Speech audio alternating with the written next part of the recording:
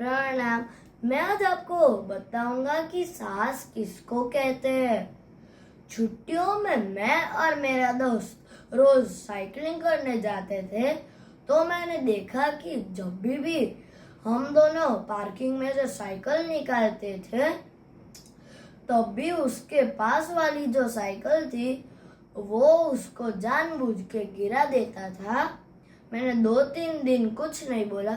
फिर मैंने कहा कि अगर तुझे ऐसे किसी की साइकिल गिरानी है तो मैं तेरे साथ साइकिलिंग नहीं करूँगा। और मैंने बोला कि तू साइकिल नहीं गिराएगा तो मैं तेरे साथ साइकिलिंग करूँगा।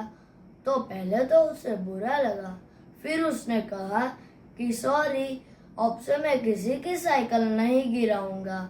तो फिर हम दोनों रोज साइकिल चलाने जाते थे, और ऐसे ही हम सबको भी जितना भी गलत हो पर साहसी बन के हमको उसको सही करना ही चाहिए और डरना नहीं है। प्रणाम।